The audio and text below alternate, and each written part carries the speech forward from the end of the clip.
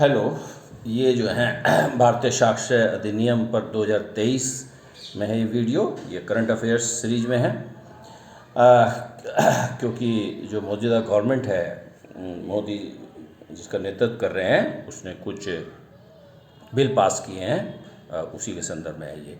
It replaces the Indian evidence act 1872 1872 का Indian evidence act के जगह भारतीय साक्ष्य अधिनियम आया है। Which govern the admissibility of evidence in Indian courts. ये जो इंडियन एविडेंस एक्ट था, ये भारतीय न्यायालयों में जो है कोई भी सभी कह सकते हैं आप सिविल या आपराधिक मामलों में साक्ष्य के रूप में स्वीकार्यता से संबंधित था ये। ओके, इसके बैकग्राउंड के बारे में है। Evidence the act was enacted in 1872 1872 में ये अधिनियम पारित हुआ था।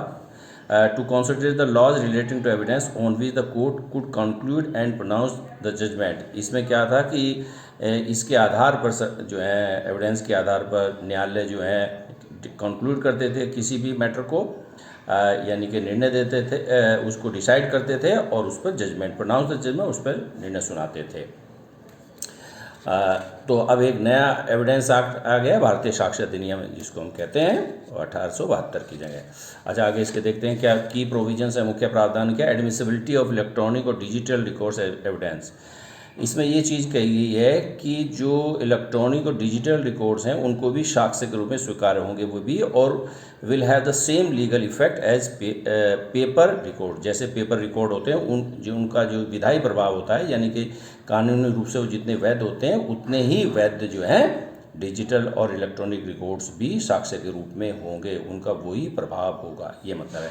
अलाउड ओरल एविडेंस, इनमें जो है मौखिक साक्ष्य को भी अलाउड किया, अनुमति दी गई है इस जो भारतीय साक्ष्य अधिनियम 2023 में है। It includes statement made before court by witness. गवाह ने न्यायालय के समक्ष जो स्टेटमेंट जारी किए हैं in relation to a fact under inquiry, कोई भी जांच चल रही है उसमें कोई तथ्य संबंधी कोई गवाही है तो उसके उसको जो गवाह के स्टेटमेंट है वो भी शामिल है इसमें।